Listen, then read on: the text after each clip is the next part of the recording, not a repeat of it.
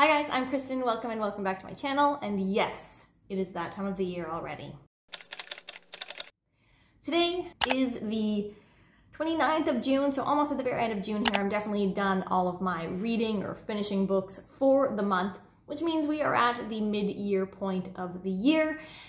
And it's time to do the mid-year book freakout tag. Even though I prepared my questions for this so that it would be smooth filming, I did not look to see how many books that I have read so far. So I'll pop that number up on the screen and we will jump into the list of questions for this tag. Starting with a heavy hitter right out of the gates, the best book that you have read so far this year. For me, I think that definitely has to be The Children of Gods and Fighting Men by Shauna Lawless. I absolutely loved this book. I regret not getting to it last year when it first came out.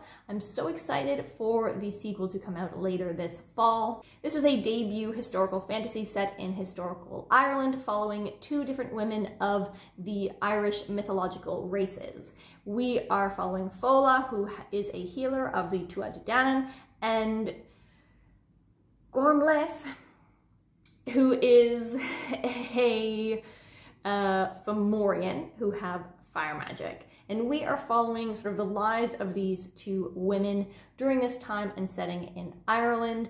It is a lot about like womanhood in this time and how you can have power and agency in the different ways that you could do that, as our two characters do this very, very differently during this time period. It's a little bit about motherhood. There's definitely some political stuff going on within the world, but overall I just absolutely loved this book. I loved seeing the world through our two characters' eyes. They're very different characters. They are lovable and love to hateable, but also understandable kind of a character.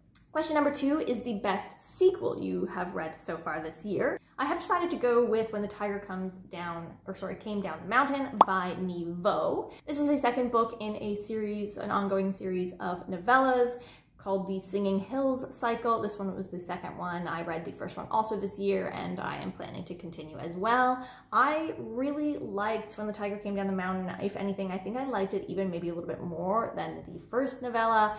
We're following a cleric whose role in this empire is just to like collect stories and information and like to document the world around them. And in this one, we are following our main character as they get sort of captured by these tigers. In order to sort of try to get out of this situation, they tell these shape-shifting tigers a story involving a famous tiger, and it goes back and forth from the main character, our cleric, telling the story, and the tigers telling the tiger version of the story. I just really loved it. I loved the differences. I love that it focused on the storytelling element that is like how stories are told and slightly changed depending on who the teller is and their particular bias.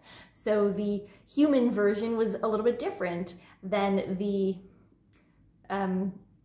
shape-shifting tiger version, and you could even see that, you know, the human bias was also lacking an understanding of what is culturally important to the shape-shifting tigers. But overall, I just really, really liked this one. I liked it way better, not way better, but I think I liked it better than the first one, and I'm very curious to read the next one in this series as well, which is already out, and I think that the fourth, and perhaps final, I'm not sure, one is coming out later this year as well. Question number 3 is a new release that has already come out that you haven't read yet, but want to. So I'm not gonna stick to one here. I'm gonna use this as like a future Kristen. Check back at the end of this year to make sure that you at least attempted to read these books. So here is just like a smattering of new releases that I have already had my eye on or liked the reception that they have received so far, and it has piqued my interest and I would like to pick it up. So that includes the book that wouldn't burn. I actually have this on hold at the library. I've postponed it a couple times just based on my schedule. So I will definitely be reading this one shortly. Also, The Will of the Many. I also have my eye on Godkiller, The Lies of Ajungo, which is going to be on a list later this year that you will see. So stay tuned for that. And Bitter Medicine. So that's a handful of new releases that are already out this year that I have enjoyed and hearing about the reception for and have piqued my interest. It's also a little bit overwhelming already to have like that many new releases that I haven't gotten to and still know how many new releases are coming in the second half of the year on top of all of the books that have already been out, all the series that I have to continue. Like this year is getting out of hand. And I struggled to make this list today of like books that I liked and characters that I liked. So I'm obviously not doing a good job of like prioritizing and planning my reading, but that is an aside for another day. Question number 4, most anticipated release for the second half of the year. Don't even have to question, hesitate, or think about this answer. There's 2 books. They're both coming out in July. I did not write down the dates, so I'll pop them up. This is The Labyrinth's Heart by Marie Brennan and Alec Helms, or M.A. Carrick, the 3rd and final book in the Rook and Rose series. Cannot wait. That one I think is coming out in like the second half of August, whereas at the beginning of August, if I'm remembering correctly, is Cassiel's Servant by Jacqueline Carey, the retelling of Kushiel's Dart from Jocelyn's perspective. A book that I have been waiting for forever. So excited. So excited. That's like the 2 books that I will be reading for sure in August. Book number 5, biggest disappointment. This one was tough because I've had a lot of like average middle of the road books this year so far. I like don't even know what I've been reading. But I would say, and this is kind of, it pains me to say this, but I'm going to say that All the Seas of the World by Guy Gavriel Kay is like my biggest disappointment. However, I will preface that by saying it's not actually because of expectation. Like I went into this a little bit nervous that I wasn't going to like it because I have not been in love with his newest books the past few years, and particularly the ones in this setting. Again, like I am going to give, what's it called? A Brightness Long Ago. I'm going to give that one another shot because I had some like outside sources compounding or influencing my perception of that one. It's still great in the realm of beautiful writing. It just wasn't it for me. It just isn't a great Guy Gavriel Kay book. And it's not a book that will win you over to Guy Gavriel Kay either. So that one cuts a little bit, but it is the truth. Whereas other books that I've read have just been like meh, but they weren't like actively disappointing, if you know what I mean. Question number 6, biggest surprise. I'm unfortunately gonna have to do a repeat here and go with The Children of Gods and Fighting Men. I did think that I was going to like it based on some of the reviews that I have heard, but I wasn't expecting to like absolutely fall head over heels in love with that book in the way that I did. And when I looked at all of the other books that I have read, nothing else was like surprising in any way. Like I sort of feel like I was either like, that was fine, or like it had the reception that I was expecting out of that book. So this one was the one I would say that like most caught me off guard. I haven't been like, oh, this was actually like amazing. I loved this and I wasn't expecting to like it quite that much. Question number 7, favorite, sorry, my laptop is over here. Favorite new author. Oh, okay, I do feel bad. I also wrote down Shauna Lawless for this one. Again, like this is just like the kind of year that I've had where I don't feel like there has been a lot of standout books or authors or whatever that have made a significant impression.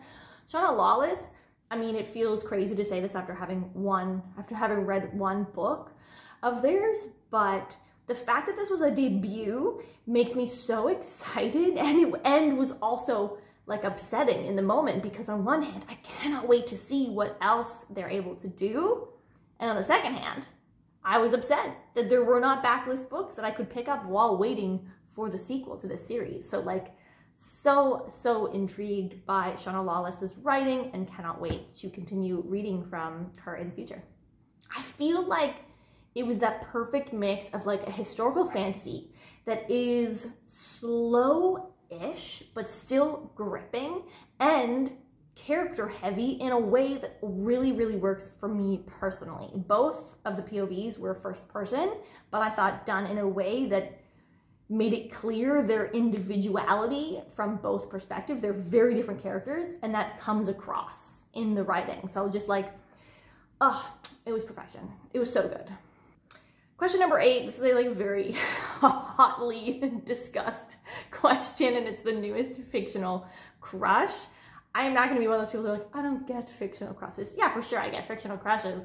I haven't really had any so far this year that I've like been swept away by. I'm going to say Wendell Bamblebee from Emily Wilde's Encyclopedia of Fairies, just because I thought he was a really fun character to read from, not in like a new favorite character kind of way, but like fun. He was a fun romantic interest, which is what I would, it's like a small clarifier why it's like crush. Like I'm not actually like crushing on Wendell Bamblebee, but that is how I'm going to designate it. A lot of people just do something differently. I'm going to designate it by saying a romantic interest that I most have my eye on, I guess, or who I found the most exciting to read about was Wendell Bamblebee. Question number 9, meanwhile, is newest favorite character, and for that I'm going to go with Irene from the Invisible Library series. In February, I read like the first 4 books in the Invisible Library series. I thought there were only 6, and I think that there are actually 8. So I'm not even anywhere close to being done that series. But I read the first 4 like back to back, and I loved Irene. I thought she was like so smart. She's not a detective. She works for this invisible library that like exists in this alternate scape where it is attached to all of the alternate like possible universes through the library's collection of books. And the librarians, Irene is a librarian for this library, their task is to go to different iterations, different alternate universes, and acquire more specific, unique books from those worlds to strengthen the connection of the library to the other worlds. And there were just so many like literary references from Irene. You always love a good character who loves a good book and uses her intelligence and like shifty creativity, problem-solving ways to solve what's going on in each of the books, like the problems that are arising. I loved how crafty she was, not like making stuff crafty, but I loved how like good at problem solving and like planning and disguising and like all of those, like she was like good on her feet, but also had like a badass list of literary references that were amazing. Question number 10 is a book that made you cry. I feel like I have cried this year, but I couldn't for the life of you. I was looking at all of the books that I've read. Like for me, I'm very visual, so I like made us like a Google Sheets presentation of like all of the books that I've read each month, and I cannot for the life of me recall which books made me cry. I feel like there were emotional moments in All the Seas of the World. There were emotional moments in Happy Place. I should really get out that list and look again, but I'm not going to. I don't think I've cried yet so far this year. I haven't had like a good tearjerker. Hopefully one in the second book. I do cry in books though, for sure. Question number 11 is a book that made you happy. I'm gonna go with Half a Soul by Olivia Atwater for this one. I just really loved reading this book. I have read a few cozy fantasy books that would qualify for this particular question, but I think that the Half a Soul was the one that just, where the whole time I was reading it, even though like it has some like, you know, kind of more sad topics that do come up, like some like cultural stuff, or maybe I guess more like societal stuff that it deals with. And I didn't always like love how our main character was being treated by certain characters. It had, without it being a Cinderella retelling, in fact, it's actually the second book in that series that is the Cinderella retelling, but it has that, it kind of had a similar, not a stepmother, but a similar wicked stepmother kind of a vibe where the person is like, where the main character is being like emotionally abused by their guardian. And that's sad, but the rest of the story made me really happy and cozy. And this is the first book in the, I think they're called the Regency romance, or Regency fairy tales, something like that. And it is as written as if it is a Regency romance book, but where like in a Regency era world where fae are real and the fae are involved in various iterations. In Half a Soul, it is our main character had half of her soul stolen by a fae in childhood, and now at sort of like at the early 20s, she has enlisted the help of the court sorcier to try to get her soul back. And they fall in love, and it's adorable and really cute, and it made me really happy. Question number 12. Favorite book to film adaptation you saw this year? I don't honestly think that I have seen any film to or book to film adaptations this year. I'm forgetting in the moment if that new Persuasion one came out this year or last year. And despite the fact that I was so excited for it and absolutely love Persuasion and personally feel like there is not a good Persuasion adaptation in the world, the trailer just totally ruined my excitement for that particular adaptation. I almost refuse to watch it. I might at some point hate watch it because I know that I'm going to hate it. That's how strongly I feel about the trailer. And I think maybe people that I know watched it and were like, whoa, this is not what you're gonna like. This is the vibe. So anyway, so instead I came up with this other question that I'm gonna do instead, which is favorite new fantasy world. And I wrote down Ashes of the Sun, just because I wanted, like, Ashes of the Sun didn't really fit into any of the other questions, and I wanted a chance to talk about it, because I did really like it, but for me there was a really big expectation offset on this one, not in like a disappointing kind of a way. I guess it could have worked for that question as well, to be honest. But I feel like the disappointing has a connotation a little bit that you like didn't like it. And I did really enjoy this book, I guess in the same way that I enjoyed all the Seas of the World, but that one felt more like personally disappointing because of my love for GGK. Whereas this one, I had no stakes in the game. So anyway, suffice to say, I made up this other question instead, which is favorite new fantasy world. And I'm gonna say Ashes of the Sun. I liked the world. I'm really interested to hear and learn more about the world as we continue on in this series.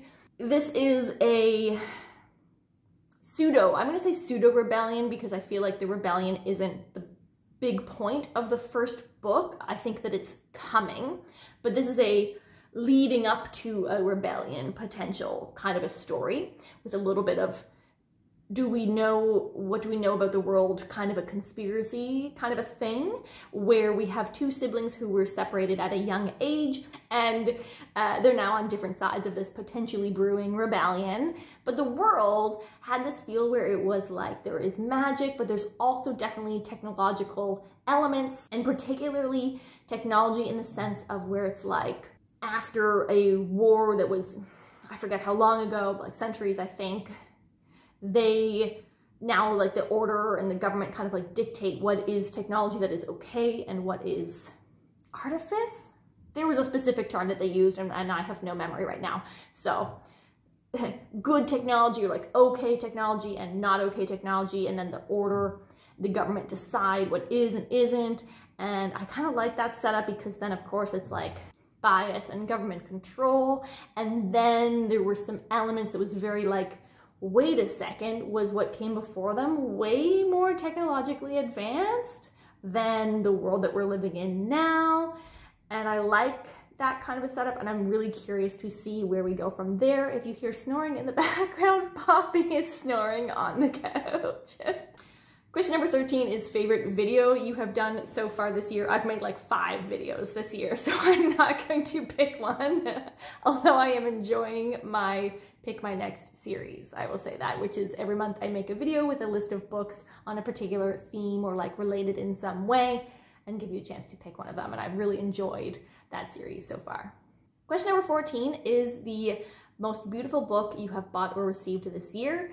If you've been here for a while, you know that I don't really buy books, and if you're new here, I don't really buy books. There is a book that I have received, the single book that I have obtained this year. Super exciting. I forgot about it, so let me just grab that now. And that is a new copy of The Liar's Knot by M.A. Carrick. Little story here. In my, I think it was my anticipated releases video for the year, where I talked about my library hacks, or how I get new releases early at the library, I mentioned that I was having a conundrum because I have the UK size version for Mask of Mirrors, but accidentally when I was pre-ordering it bought the, I'll get it out for reference, US size of The Liar's Knot. So something really crazy happened a couple days after releasing that video. No.